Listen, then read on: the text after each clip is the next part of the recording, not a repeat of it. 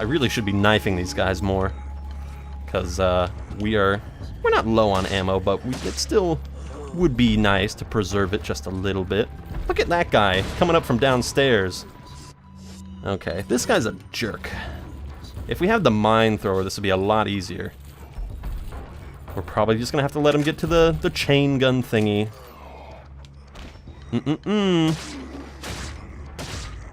And you know, I'm no purist when it comes to books. You know, I'm a big proponent of, you know, books are just the same as any other media. So however you can find enjoyment out of them is perfectly fine. I mean, for God's sakes, if you like screen readings or like plays or whatever, I don't really see the problem with reading or listening to audiobooks. Oh God, come on. Oh, here we go. Can I get him? It's all my target practice put to use. What the?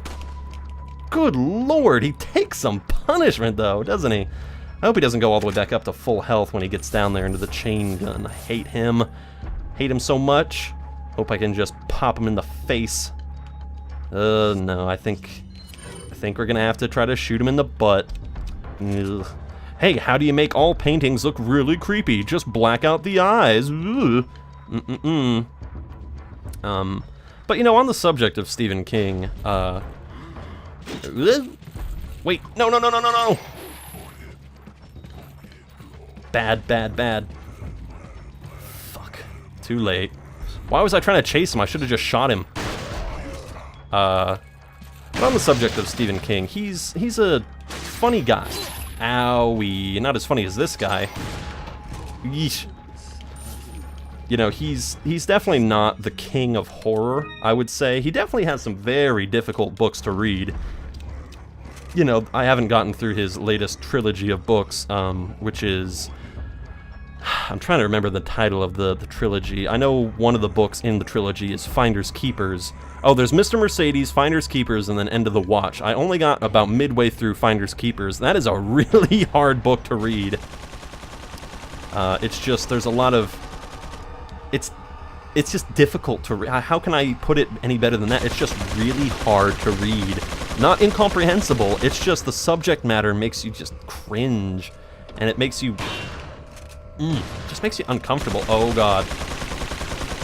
At least I was feeling a lot of tension in that book, and I did not appreciate it. So he can write a lot of tension in a narrative. But King of Horror, I think... See, now, horror is a difficult thing to do, and I will give him major credit for making some of the best horror stories out there. But it's such a difficult thing because there honestly aren't that many horror writers. At least not that I'm aware of. I can maybe name off 16, if that. But a lot of people gravitate towards the mysteries, the thrillers, you know, the science fiction. Don't get me wrong, some science fiction books can be pretty fucking horrific. In their concepts anyway. But, you know, when I go to the library, you know, I frequently look for horror books, you know, because I like horror. Horror is a fun thing. You know, thrillers, you know, have that good sort of feel to it too, but, you know, there's something about just a really good horror story.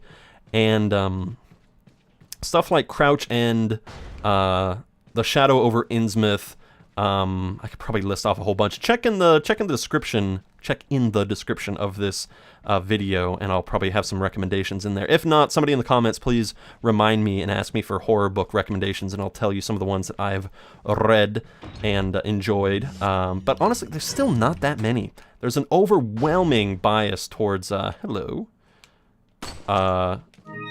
towards horror in media, in like in movies and stuff, and obviously in video games and all of that, especially since the YouTube scene, you know, kind of got big, and reaction videos and all of that. Which I'm glad I never did a reaction video. You know, I'm glad I stick to pretty straightforward playthroughs. Shit. Sorry, I thought that last one was accurate. We need that, and that. There we go. There we go, that's what I was hoping for. But in terms of actual, like, literary stuff, there's not that much horror compared to, you know, the romance genre. Oh, I'll let this guy have his word. Ay, ay, ay. Pleasant surprise. But I'm afraid it's Ashley woman. Not you, Mr. Kennedy. If you don't need me, then get off my back, old man. This is a strange exchange. Old man, Mr. Kennedy? It might come as a surprise, but I'm only 20 years old. See a dermatologist. So you're just like all the others? A puppet of the parasites? Surely you don't think I'm the same as those diminutive ganados. You're the diminutive one here. Parasites, Las plagas are slaves to my will. I have absolute control. Well, I really don't give a damn. Rain or shine, you're going down.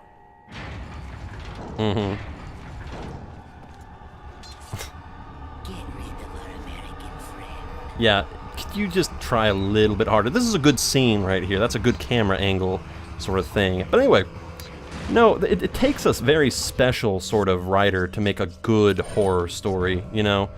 To come up with something original but not cheesy. That's a really difficult thing to do because, you know, we've done the talking dolls, we've done the haunted houses. One book that I have not read, but I've heard is a wonderful horror book, is The House of Leaves. That's supposedly a really good one. Trying to think of another recent... and, you know, the other thing, too, is that a lot of... Oh, God. A lot of stories get wrapped up with the post-apocalyptic, too. You know, those are kind of more adventure sort of romps rather than horror. And zombie stuff is obviously horror. It's really hard to come up with a good original horror idea. You know who's actually pretty darn good at coming up with some creative horror is Clive Barker. Clive Barker does some good... he does some good horror. I read Weave World, which is one of his more underrated stories, and that's a good one. That's a very strange, sort of mystical horror adventure thing. I don't know. It features the Rake monster, which is an interesting sort of weird skin umbrella sort of thing in the story. But it's, I don't know, Clive Barker, I mean, he wrote the Hellraiser books. Actually, I think it might have been one book and then he wrote more later. Oh, God. Yeah. How about, nah. I was hoping the door wouldn't close and mess that up. Thankfully, it did not. But Clive Barker does some really good stuff. He gets attributed to a lot of video game titles, which is fine. You know, video games I've always felt can adapt any media. The horror, the adventure, whatever. But Clive Barker has a special sort of vibe to him.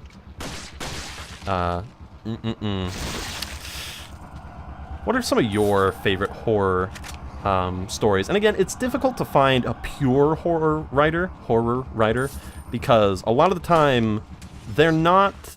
Like Stephen King. Stephen King is not an exclusive horror writer. You don't even need to know his stuff very well to know that. I mean, he wrote The Shawshank Redemption, he wrote The Green Mile, which have some horror elements in them, but are definitely not exclusive to the realm of horror. Especially The Shawshank Redemption. That's very sort of Stephen King. There's another one of my favorite stories of his that is horrifying in the concept, but not so much in the subject matter. It is called Everything You Love Will Be Carried Away. And that's a good one because it's about the traveling salesman who just can't do life anymore. He's older, you know, his kids will be taken care of, but he's really contemplating suicide. And he's writing his, he's looking in his journal that he's had as a traveling salesman, and what he's been keeping in the journal is all of these accounts of, like, graffiti in the bathroom, all these funky little sayings and things that he's run across in public stalls or, you know, just on the road. And to anybody who doesn't know the subject matter of the book, it just looks like completely incomprehensible madman gibberish. Stuff like, you know, I got sucked off so hard in Oklahoma that I left my socks and my heart there, or something like that. You know, just weird stuff like that, or like Gordon loves Barbara's snake pet skin or something. It's just wacko weird shit, you know. And he's considering whether or not he should commit suicide, and if he does, he doesn't want to be caught with this, you know, weird book of all of his, you know, his travel encounters. So I won't spoil the ending. I won't tell you what happens. Oh wait, the security thing's still active. Oh, I need to hit the button. But that's a really thought-provoking sort of thing. Yeah, hit the button. Da, da, da, da, da. And again, his Dark Tower series is, of course, a humongous inspiration to me. I've read that multiple times. That's where I get my, you know, gunslinger title from. I was very enamored with his works as a younger man. Read everything that... I think actually the first Stephen King book I ever read was when I was like in middle school. I think I read Cujo. When everybody else was reading Harry Potter, I read Cujo when I was like 12. Not even 12.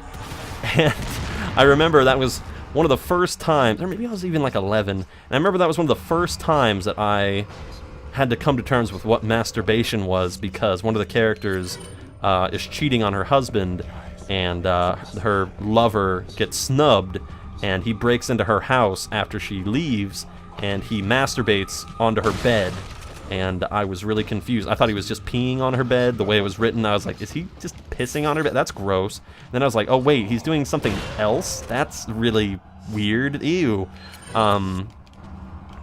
So, thank you, Stephen King, for introducing me to masturbation. Wonderful. Not something that many people should ever say.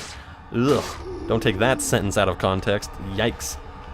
Ugh. Here's that first piece of the weird beast, by the way. But yeah, I think what it is Stephen King's horror stories just stick with you. There's something very visceral. Actually, I'll always think of Stephen King whenever I think of Final Fantasy XII, because around the same time that I got Final Fantasy XII and was playing through that over and over and over again, I was listening to an audio recording of The Shining, which I had gotten for Christmas or something like that, one of my birthdays, from some family member. I think it was actually on cassette, oddly enough. They got a good deal because it was on cassette. That was before cassette audiobooks really got phased out. That might have been, God, like, I want to say, what year did Final Fantasy XII come out? I want to say I was like 14, 15, something like that. Yes, hello crows, don't worry, I'll come back for you later. But I just listened to that book over and over and over again. It was like 35 discs long or something like that. And I just kept listening to it. So whenever, because it was the only audiobook that I had. And then, you know, I discovered that they had more audiobooks at my local library. And thank goodness for my local library. I love that frickin' thing. What is up there? Do you see that? Oh, it's the castle.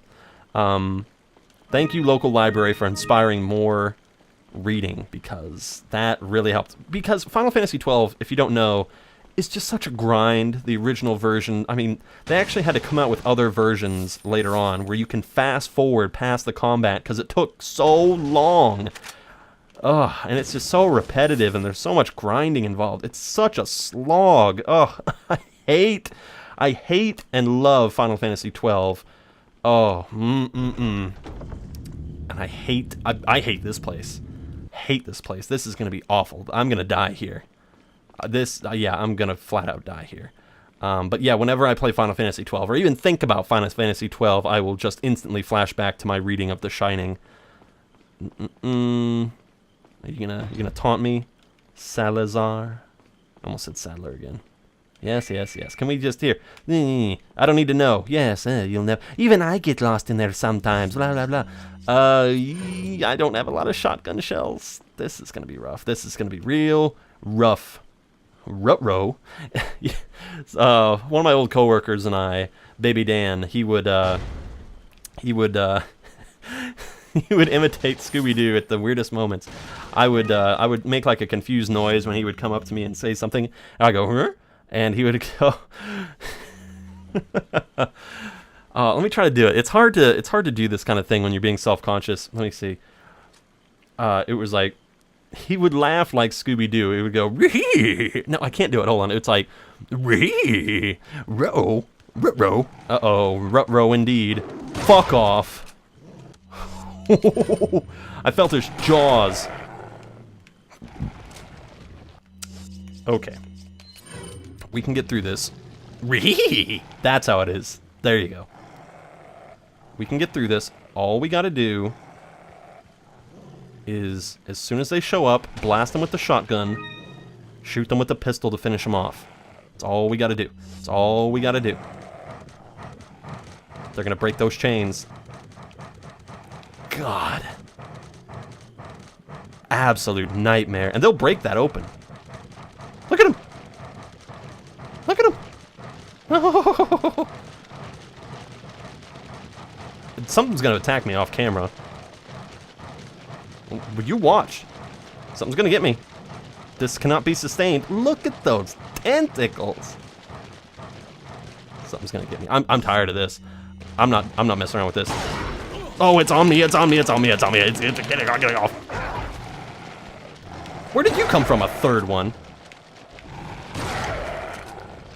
Okay. Where did that third one spawn from? He was probably inside the other one. There was probably two in the same position coming at me. Okay. Can we all just agree that this is horribly unpleasant? Like, you know, vegan or not, I don't like killing these dogs. Like, I don't want them to even exist in the game to be killed. It's not even a matter of, like, I hate them so much I want to kill them. It's just, I don't like them at all in this game. I don't think they add any positive experience. Oh, God. Like, it's just awful. It's just awful, and I'm glad they limit these. If they had to be in here, because some fucking sadistic bastard put them in here, I'm so glad they're of limited quantity. They're just there. They're a nightmare. Okay. Okay. Hi. Look at that. I'm sorry. I am sorry to be of the, you know, of the piggish kind, to appreciate... God, it's right there. Please. Please stop. Okay. I am drenched. Drenched with piss and sweat and blood from those dogs. They're still here. Jackal. How ironic. But we're almost done. We're almost done. We got one half. Almost there. What was I talking about beforehand? Oh, The Shining, Stephen King, horror books. Yeah. Anyway, because a lot of people don't really see the point in horror stories, you know. We can all see the point in a thriller, but horror stories feel kind of, to put it bluntly, they feel kind of masturbatory, you know? Masturbatory. Because they just... It's such like a visceral, like to be scared or unsettled by a book. I think a lot of people are uncomfortable with that. Just have a nice, good, scary book. I mean, most of the scary books that are out there, that I'm aware of, are generally pretty old, you know. Even my voice is like, yeah, they're pretty scary, man. I think this is the last group over here. Why do I have the pistol out? Why do I have the pistol out? Let's just get through this. Turn. Oh my God. Happy dog? Not happy dog. Really? I can't do this. I can't do this right now. Oh no. Oh no. I told you I was gonna die. I told you. God.